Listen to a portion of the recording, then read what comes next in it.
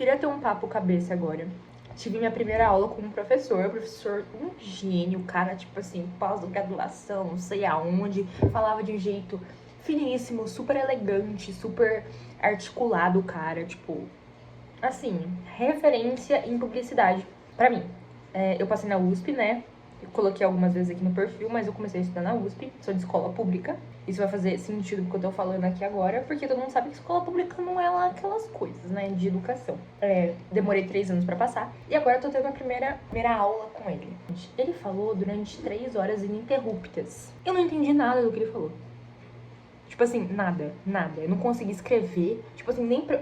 Eu tentei, tipo, abrir e escrever o que ele tava falando, ouvindo, mas, tipo assim, se eu escrevesse, eu não conseguia acompanhar o que ele tava falando. Então, assim, foi um caos.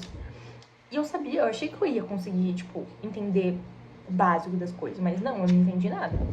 Ele ficou falando lá e eu... Porque, querendo ou não, o que aconteceu foi que minha autoestima intelectual decresceu, tipo, 90% depois dessa aula. E não é culpa dele, é uma oportunidade estar ali crescendo, né, estudando. Mas o lance que eu quero falar aqui sobre essa autoestima intelectual é, tipo, como não deixar isso abalar os meus estudos e como utilizar dessa dor, dessa diferença que eu consigo ver e colocar ele como uma pose de referência, não trazer uma questão de impossibilidade, que eu nunca vou conseguir realmente chegar no nível dele, que ele é tipo um deus. Não, eu quero entender, chegar ao ponto de entender a matéria dele, porque eu preciso passar na faculdade, né? Acho que esse é um ponto importante. Coach, em geral, o que eles fazem? Eles têm uma mania de, com o seu erro, você tem que pegar esse erro, esse problema, essa situação horrível que tá acontecendo na sua vida, a sua situação que tá ruim, que você quer mudar, e fazer disso a sua força. E tudo bem, você tem que fazer mesmo.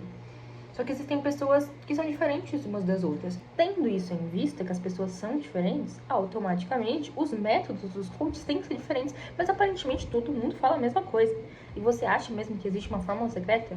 Quando você tem mais de um filho, você tem que criar eles de formas diferentes. Então a gente tem o sanguíneo, o melancólico, o fleumático e tem outro, já esqueci.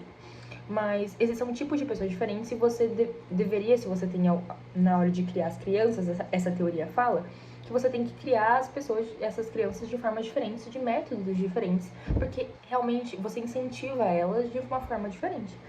A mesma coisa acontece com coaching. Só que eu vejo propagar uma ideia na internet de que faça assim ou não dá certo. Seja isso, não dá certo. Não sei o que, e não dá certo. Mas, gente, se você não tem o discernimento de que você não tem que ser todo mundo, você fica louco, porque você fala assim, eu tô fora da curva, eu não sou inteligente o suficiente, todo mundo tá naquela sala na USP, por exemplo. Todo mundo tá entendendo o que ele tá falando e só eu não tô entendendo. Só eu sou incapaz. Só eu não consigo. E se duvidar, você foi a única que entendeu alguma coisa. Tipo assim, eu tenho essa consciência, por eu ser desse jeito, eu já tô automaticamente me transformando. Mas se você pega e não percebe o jeito que você é e fica só consumindo essas coisas prontas, você fica louco. Não fique louco. Entendeu? Entenda que, não, você não sabe. Parabéns, porque eu não vou ser esse tipo de pessoa. Que eu falo, não, calma, um dia você vai saber. Talvez um dia você saiba, ou talvez não. Porque se você não fazer nada também não vai adiantar. Se conhecendo, vê seus gatilhos e vê por que você faz isso. Acho que é um ponto importante. Porque algumas pessoas vão olhar aquilo e vão ficar tristes, como eu já fiquei em muitas outras situações e estou agora. Mas saber lidar com isso, pra não se cobrar tanto. E agora eu tô fazendo o quê? Tô estudando. A sua autoestima intelectual, ela é totalmente ligada com a forma que você vê o mundo e quem você é. Todo mundo acho que concorda com isso, né? Tendo isso em vista, como que você ouve pessoas xxxx falando sobre a sua vida, sendo que elas não sabem como é a sua vida, não sabem quem você é?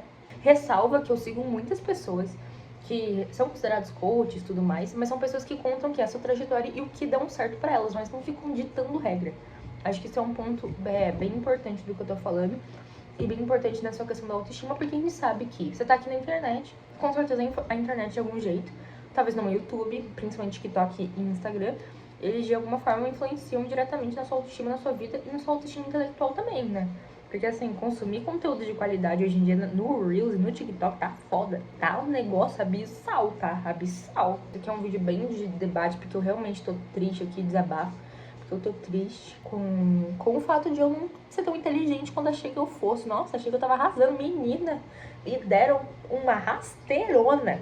uma rasteirona. E eu caí, tá? Eu caí. E caí de queixo. E era bom mesmo que eu tivesse caído, que ainda bem que eu caí. Porque senão eu não estaria aqui gravando esse vídeo, comendo esse pão. E falando com vocês sobre como a minha autoestima foi intelectual, foi totalmente abalada. E eu tô tentando restaurar ela. Comer.